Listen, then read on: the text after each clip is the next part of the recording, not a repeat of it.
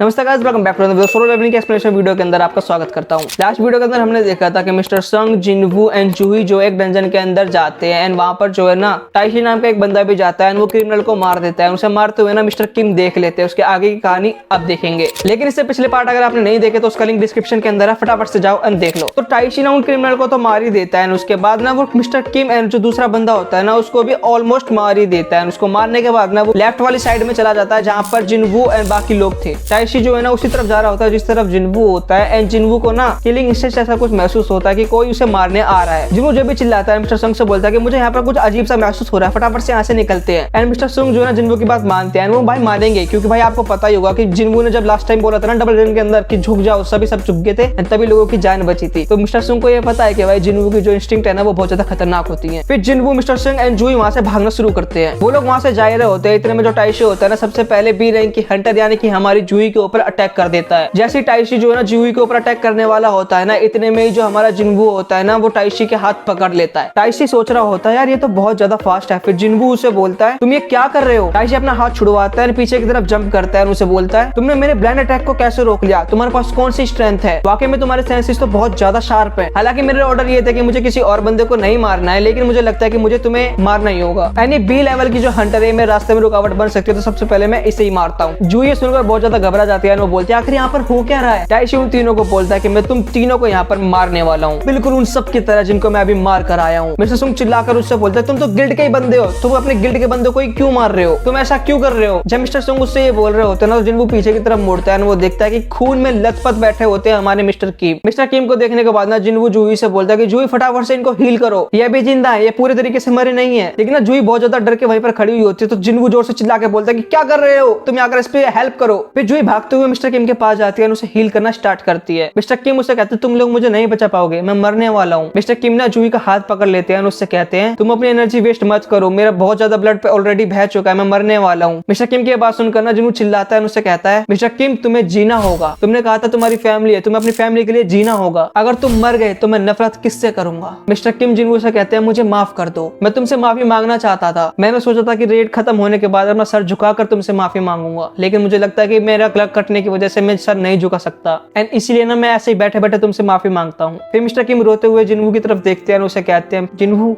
मुझे माफ कर देना, एंड अपने सर को नीचे झुका लेते हैं जिससे कि उनकी मौत हो जाती है। जिनवू एक लंबी सांस लेता है एंड टाइसिक से बोलता है कि टाइसिक तुमने इन्हें क्यों मारा। टाइसिक कहता है मुझे नहीं पता, मैंने तो नहीं मारा, शायद से किसी मॉन्स्टर ने मारा होगा। वैसे मेरी स्टोरी तो ये है कि डंजन के अंदर ना बहुत सारे मॉन्स्टर थे एंड वो बहुत ज्यादा स्ट्रॉन्ग थे और उन्होंने सारे हंटर को मार डाला। पहले तो मेरी स्टोरी यही थी, लेकिन मुझे लगता है कि अब मुझे अपनी स्टोरी में थोड़ा सा चेंज करना होगा। अब मैं बाहर जाकर ये बोलूंगा कि वो तीनों क्रिमिनल आजाद हो गए थे, उन तीनों क्रिमिनल ने ना बाकी हंटर्स को मार डाला, फिर मैंने उन तीनों क्रिमिनल को मार डाला। फिर वो बोलता है तुम तीनों को क्या लगता है मेरी स्टोरी पे बाहर के लोग विश्वास करेंगे। जिनवू से मारने के लिए आगे बढ़ता है। इतने में मिस्टर सुंग बोलता है कि ये बहुत ज्यादा पावरफुल है, तुम यहीं पर रुको, मैं इसे देखता हूँ। मिस्टर सुंग ये सोचता है ये तो बी लेवल का हंटर है एंड मैं एक सी लेवल का हंटर हूँ एंड मुझसे ये बिल्कुल भी नहीं हार सकता, ये मेरे से बहुत ज्यादा स्ट्रॉन्ग है एंड ये असैसिन टाइप हंटर भी है एंड मैं एक मैजिक टाइप का हंटर हूँ। मैजिक टाइप से ज्यादा स्ट्रॉन्ग होते हैं असैसिन टाइप के हंटर, ये बहुत ज्यादा फास्ट है, मैं इसकी स्पीड का मुकाबला नहीं कर पाऊंगा, लेकिन ये क्योंकि असैसिन टाइप का तो इसका डिफेंस तो कमजोर होगा एंड अगर मैं अपने मैजिक को यूज करके इसके ऊपर एक अटैक कर सकूँ ना तो शायद से मैं जीत सकता हूँ। मिस्टर सुंग आगे बढ़ते हैं। मिस्टर किम की तलवार जो कि नीचे पड़ी हुई होती है उसे भी उठा लेते हैं। फिर मिस्टर सुंग टाइसिक से बोलता है कि बहुत टाइम हो गया मैंने अपनी तलवार नहीं उठाई। फिर मिस्टर सुंग जो है ना जूही को बोलता है कि तुम मेरे पीछे से हेल्प करो। जूही अपनी पावर को यूज करना जिस मिस्टर सुंग की पावर को बूस्ट करती है एंड वो साथ ही साथ ये भी सोच रही होती है कि मिस्टर सुंग तो एक मैजिक टाइप है पर वो इस स्वॉर्ड को यूज क्यों कर रहे हैं। टाइसिक भी यही बात बोलता है कि तुम तो एक मैजिक टाइप के हो, तुम स्वॉर्ड के साथ क्या लड़ोगे, तुम्हें क्या लगता है तुम मेरा मुकाबला कर पाओगे। मिस्टर सुंग उसे बोलते हैं मुझे पता है फिजिकल स्ट्रेंथ वाले बफ एक मैजिशियन के ऊपर काम नहीं करते, लेकिन हमारे पास कोई और रास्ता भी नहीं है। मिस्टर सुंग उसे कहते हैं मैं तो इसके सामने बिल्कुल ही बेकार हूँ क्योंकि ये तो एक असैसिन टाइप का है, ये तो ऐसी बात हो गई कि मैं एक कार के इंजन को साइकिल पे लगा दूं एंड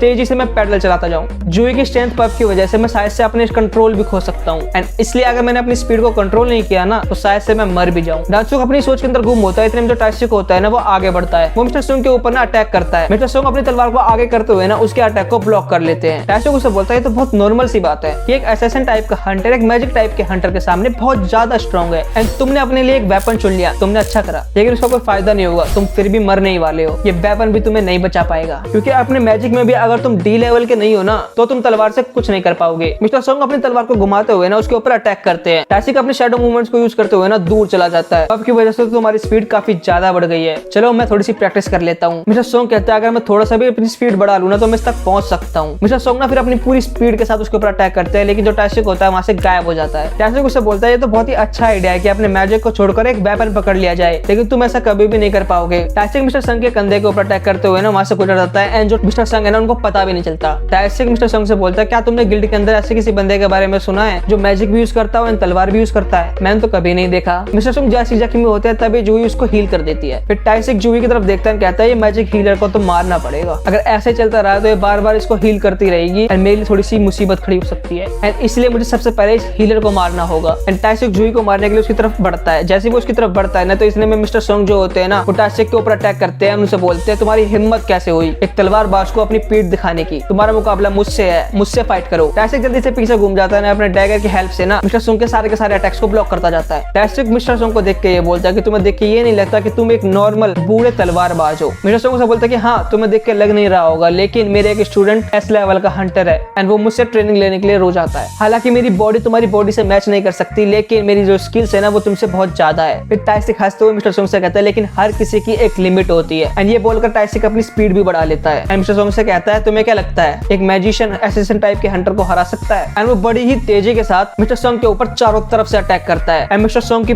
पूरी बॉडी को जख्मी कर देता है, उनकी पूरी बॉडी पर छोटे छोटे कट लग जाते हैं। टाइसिक मिस्टर सोंग से बोलता है अगर तुम किसी और से फाइट कर रहे होते तो तुम शायद से जरूर से जीत जाते, लेकिन तुम्हारी फाइट मेरे से थी एंड मेरा रैंक ना तुमसे ज्यादा है, तुम सी लेवल के हो, मैं बी लेवल का हंटर हूँ एंड एक मैजिक टाइप का हंटर वो तो मेरे मूवमेंट्स को भी नहीं देख सकता। मिस्टर सोंग वहीं पर जमीन पे बैठ जाते हैं, जो भागी भागी आती है उनको हील करने के लिए, लेकिन मिस्टर सोंग उसे इशारा करता है कि नहीं रुक जाओ, मेरे पीछे ही रहो। टाइसिक मिस्टर सोंग के सामने खड़ा हो जाता है, उनके सर के ऊपर उन्हें बोलता है कि मुझे लगता है कि तुम्हें समझ में आ गया है कि तुम मेरे मुकाबला नहीं कर सकते, तो चलो तुम्हारी कहानी यहीं पे खत्म करते हैं। वो अपना डैगर ऐसे ऊपर करता है उनको मारने के लिए। जैसे वो उनके ऊपर अटैक करने वाला होता है ना तो मिस्टर सोंग ना अपनी सारी की सारी मैजिक पावर को यूज करके ना उनके ऊपर एक अटैक करते हैं। टाइसिक जहाँ खड़ा होता है ना उसके आसपास की जगह को वो एक ट्रैप में कन्वर्ट कर देते हैं। फिर मिस्टर सोंग सामने की तरफ देखते हैं, कहते हैं क्या मेरा अटैक ने काम कर दिया? लेकिन टाइसिक ना वहां से दूर जा चुका होता है, वो बच गया था। वो ऐसा वो इसलिए कर पाया क्योंकि टाइसिक की स्पीड बहुत ज्यादा थी। टाइसिक ना फिर से उनके सर के पास आता है, उनके सर के ऊपर खड़ा होकर उनको बोलता है तुम तो एक मैजिशियन टाइप के हंटर हो, ये बात मुझे पहले से पता थी, लेकिन तुम अपनी तलवार पकड़कर अपनी स्किल्स को छुपाने की कोशिश कर रहे थे। तुम्हें क्या लगा तुम इस तरीके से मुझे एक ट्रैप के अंदर फंसा लोगे? उसके बाद सुनकर मिस्टर सोंग अपनी आंखें बंद कर लेते हैं, उसे बोलते हैं कि मुझे लगता है कि मेरा अंत आ चुका है। टाइसिक फिर से अपनी तलवार को ऐसे ऊपर करता है और मिस्टर सोंग के ऊपर अटैक करने ही वाला होता है। तभी जिन्वू आगे बढ़ता है अपने डैगर से ना उसकी तलवार को रोक लेता है एंड टाइसिक को पीछे की तरफ ढकेल देता है। टाइसिक फिर बोलता है तुम फिर से बीच में क्यों आ रहे हो, आखिर तुम हो कौन, तुम्हारा रैंक क्या है? जिन्वू फिर उसे बताता है कि मेरा नाम संग जिनवू है एंड मैं एक ई लेवल का हंटर हूँ। टाइसिक उसकी तरफ देख के बोलता है तुम एक ई लेवल के हंटर नहीं हो सकते, तुम्हारी स्ट्रेंथ देख के मुझे नहीं लगता कि तुम एक ई लेवल के हंटर हो। टाइसिक उसे बोलता है अगर तुम पावर टाइप हंटर हो तो as a E level hunter होकर भी तुम ये सब कर सकते हो, लेकिन तुमने मेरे अटैक को 2 बार रुका है, वो भी जब मैं बहुत स्पीड में था। तुम पावर टाइप तो नहीं हो, क्या तुम एक असैसिन टाइप के हंटर हो? लेकिन तुम एक असैसिन टाइप भी नहीं हो। फिर टाइसिक हंसते हुए बोलता है मुझे लगता है कि तुम एक फॉल्स रैंकर हो, तुम अपने रैंक को छुपा रहे हो।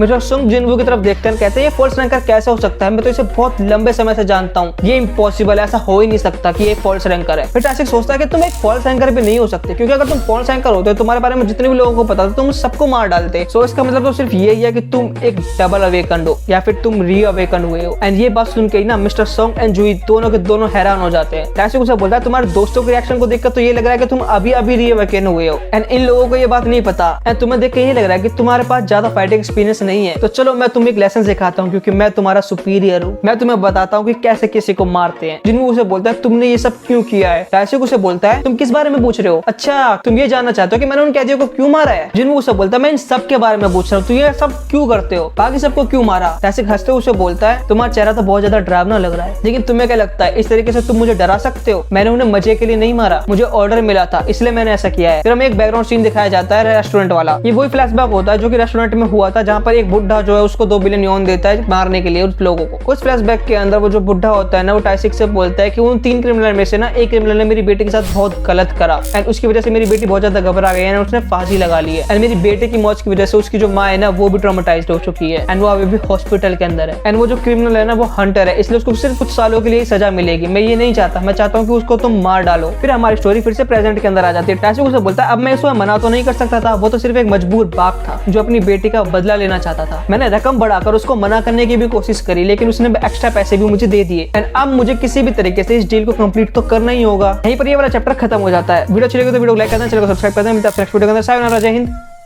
जय भारत।